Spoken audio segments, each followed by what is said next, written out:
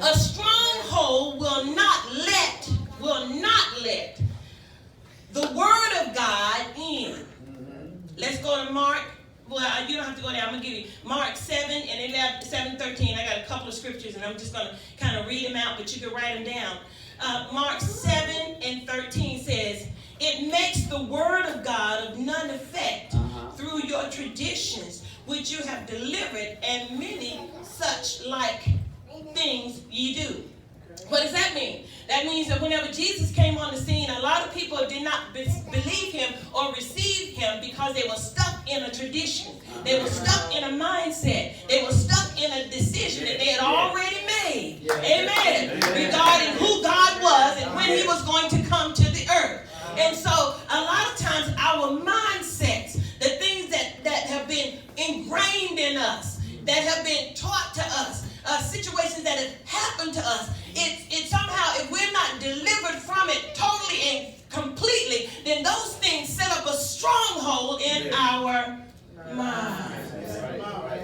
Satan knows that if he can build a process of thoughts in your mind, he has you. Let me say that again. Satan knows that if he can keep stuff coming your way, and I'm bringing this to the forefront in just a few minutes. But if Satan knows that if he can build a process of thoughts in your mind continually, then he will have you. Because get this, whoever controls the head controls the body. Good God. Oh my goodness. Whoever controls the head controls the body. And whenever I was thinking about this, I thought about coming out of a situation, you got to come out head first. Because if your head is not out, then guess what? You're going to go back into it.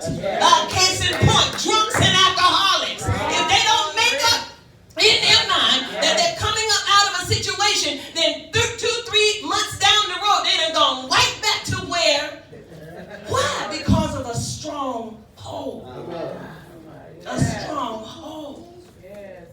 That's why as born again believers, we can't afford to let our minds wander. Proverbs 23 and 7 says this, as a man thinketh in his heart, so is he. Your thoughts are powerful. How many has ever thought of a situation or thought of somebody? You somewhere and somebody come across your thought process. You thought about him and they done called you. They calling you.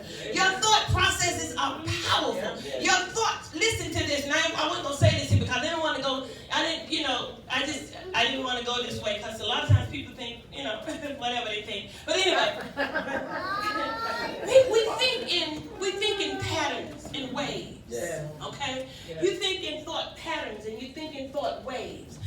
As we think, that's what they call telepathy. And I don't want to get too deep, but it's like a telepathy. Somebody being able to telepathically communicate with you. And so we think through thoughts and we think through patterns. And most of the time, you know the pattern of thought. The enemy knows your pattern of thought. He knows your pattern of thought, but he don't know what you're thinking about. But he knows your pattern of thought. God said it like this, I know the thoughts that I think towards you. The patterns of thought. If you were to see a pattern of thought from God on this afternoon, we have different patterns of thought that were coming down to us from God. I know the thoughts that I think towards you. In other words, when we think, we're thinking patterns and waves. Amen? And so the enemy, he doesn't know what we're thinking, but he can toss thoughts in our minds as to what to think. And what happens is whenever he tosses those thoughts into our minds, is he looks to see how we react to it. Amen. And when we react to it, then now he knows he got our attention.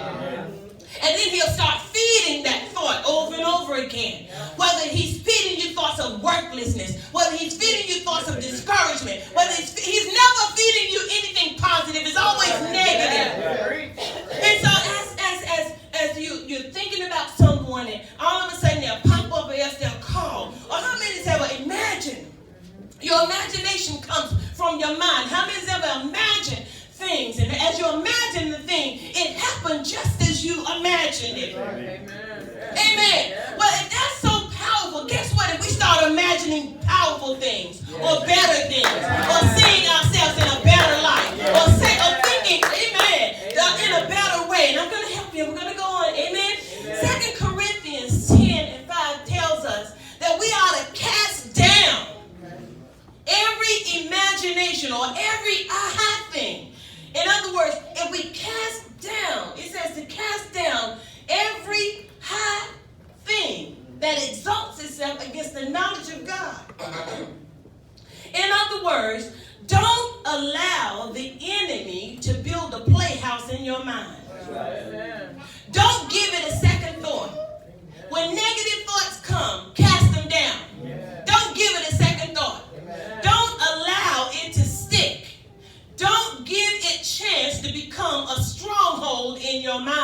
And most of the time, this is for young people.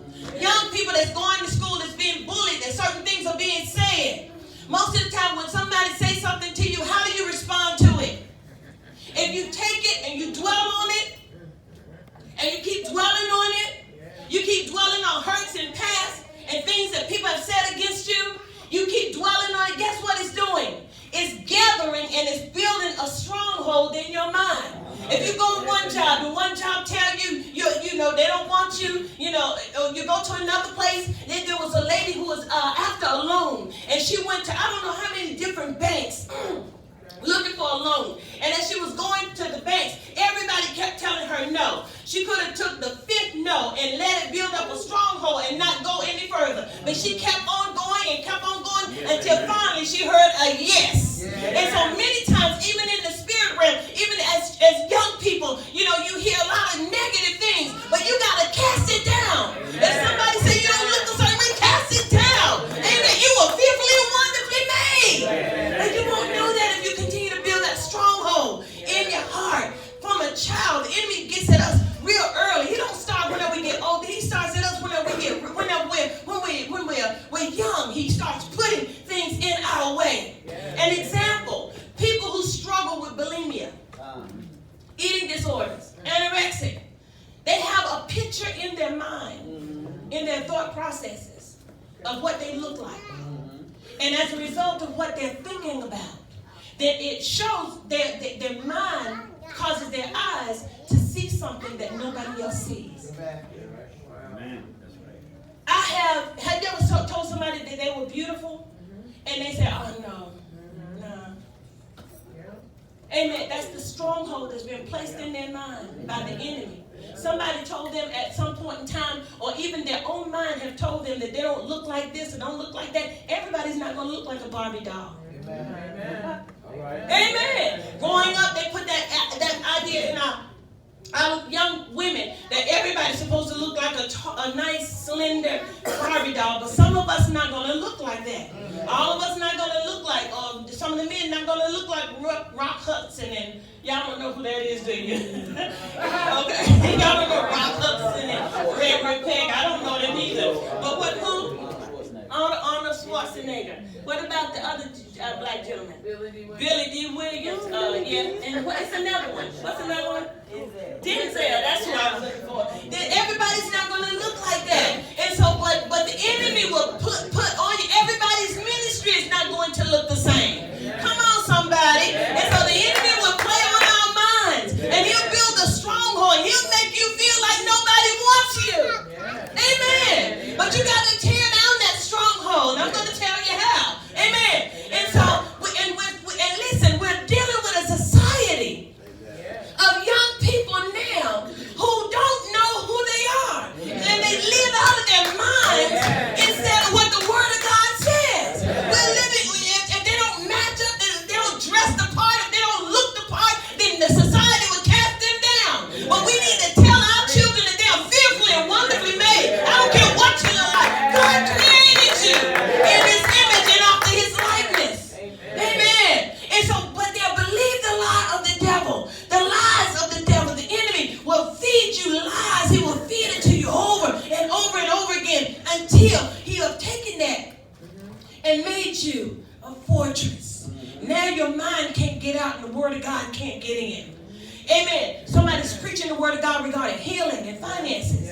Mostly finances. We're talking about finances in the Word of God. And so you can't believe that God wants to see you wealthy. You can't believe that because of what you came up in. Most of us came up in poverty. Most of us came up just barely getting along. And then when we hear the Word of God, we think it's for everybody else, and we won't partake of it. That's because it's a stronghold in our minds. But we have to take authority over it, because as a man thinketh in his heart, so is he. Guess what?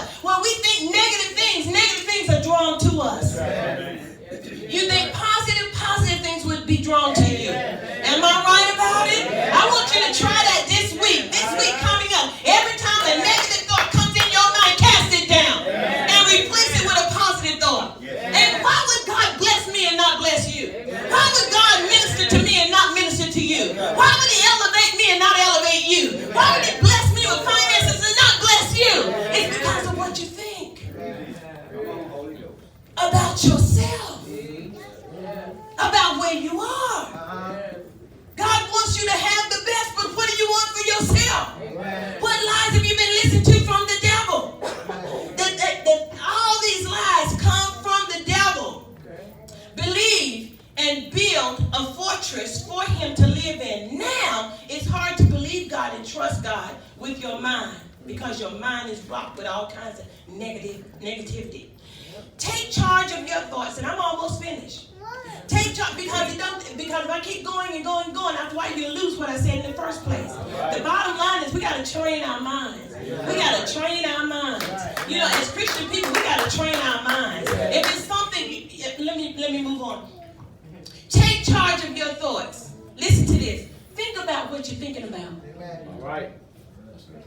You know, think about what you're thinking about. Didn't you say that recently? You know, a lot of times we be thinking about a lot of foolish stuff, a lot of folly stuff, a lot of stuff that don't even add up.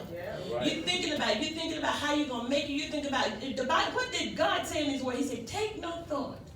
Amen. What you should eat, what you should put on your body. Amen. He's going to take care of you. It said, but if you take charge, think about what you're thinking about and why are you thinking about that at that time. Change your thoughts and you'll change your world. Listen to this here. It says this. Be careful of your thoughts, for your thoughts become your words. Be careful of your words because your words become your actions. Be careful of your actions because your actions become your habits. Be careful of your habits because your habits become your character. Be careful of your character because your character becomes your destiny. Philippians 4:18 says this, finally, brother, whatsoever things that are true, honest, of a good report, it says to think on these things. In other words, if it's not giving God glory, if it's not true, if it's not honest, you don't need to be thinking about it. How many has ever had a situation and you just started worrying about it or it stayed on your mind? So we have to learn how, and hear what I'm saying, because I had to do this all this week. When a negative thought comes into your mind, you have two options. You can either cast it down or you can ponder it. The enemy is counting on you to ponder it, to think about it. As you think about it, he'll bring another negative thought or another negative situation into your mind. As you ponder that, then all of a sudden, he's building a defense. And so when you share your negative thoughts, you share what's going on with you, then the person is trying to minister to you. And they minister to you the word of God. Guess what? Sometimes it can't penetrate because now you already got this negativity up. Am I making any sense? You already got this negativity up. And so it can't be penetrated because you already have formed a mindset, a stronghold. And unless you get that stronghold dealt with, unless you diffuse it and tear it down, and God gives you the power to do that. You have the power to change your thought immediately. So a bad thought comes into your mind, what do? You change it and you replace it with a positive thought. You change it and you replace it with the word of God. And as you change it and replace it, you'll watch God begin to do some miraculous things in your life. Because the mind has the ability to bring things to it that you do not want. Don't dwell in negativity any longer. Cast it down. Remember this, I'm almost finished. Misery loves company. Entertaining negative thoughts will bring negative spirits. Negative spirits will invite other negative spirits to bind you up. Now you can't help nobody because you all bound up yourself. Power is in the mind. I'm going to tell you how powerful the mind is, and I'm shutting it down with this. Your mind is so powerful because it's warm in here, and I know y'all sleepy. But the mind is so powerful. It has the ability to attract. I'm going to tell this story first. I remember, has anybody ever gone to Myrtle Beach, and in the Upside Down House, they have this thing. And in the Upside Down House, the young lady pointed her hand. There's a place where you can sit down at this table. You put these things on your head. and there's a ball in between the table, and there's nothing attached to it. And so your mind is so powerful. They put, Pastor Harry and I got in one. He sat on one side and I sat on the other. And it says the one that is the most calm, the ball will roll toward the one that's the most agitated. And so the first time we did it, I said, I'm going to beat this thing. I'm going to sit here and I'm going to be real calm. By then, Pastor Harry locked in and settled himself and I pulled everything down. So I was sitting there, and all of a sudden I opened my eyes and the ball was rolling towards me. And I said, let me hurry up and push this ball the other way. You can't touch it. It's all with the waves of your brain waves. And so this particular time I lost. It rolled in my favor. That means that he was more calm, and my agitation brought the situation towards me. Well, the next time we went, Pastor Dre, I said, I'm going to fix this. I'm going to be calm. So standing in the line, I started clearing my mind. Amen. Sometimes you got to clear your mind of all negative thoughts. And by the time it was time for us to get in there, Miss Carrie, I was so relaxed to where whenever I sat down, I almost went to sleep. And this time the ball went towards him. What is that saying? Negative things are attracted through the way. There was a gentleman in the Bible. He says, my thoughts trouble me. They were bringing negativity to me. Job 3:25. He said, that what I greatly feared has come upon me. What was he saying? He said, that thing I imagined in my mind has taken place. Glory be to God. He said, that thing that I had thought, it can happen in the negative, how much more in the positive? In Matthew 9:21, there was a woman with an issue of blood that said within herself, she said, if I may but touch the hem of his garment. And so what happened, in her mind, she already saw herself touching the hem of his garment. Glory be to God. So whenever she got to the place where she touched him, it was already done. Glory to God. What am I saying? If you start making up in your mind that you see yourself already blessed, see yourself already healed, see yourself already delivered, see yourself walking in your wealthy place, see yourself driving that truck or that car, see yourself in that place, then guess what? Your heart will produce what is placed in it. The Bible says that out of the abundance of the heart, the mouth speaks. So what happens is we'll get it in our heads and we won't let it get to our heart. But whenever we get it in our heads and we place it in our heads in such a degree to where can't nobody take it out, then all of a sudden it's going to sink in our hearts. And our hearts have the ability to manufacture whatever is placed in it. It's like an incubator. It will bring it out. If hatred is in your heart, guess what? You're going to be a hateful person. But if love is in your heart, you're going to be a loving person. Amen. And so whenever we get to the point to where we put positive things in, positive things will come out. Use your mind to see yourself where God sees you.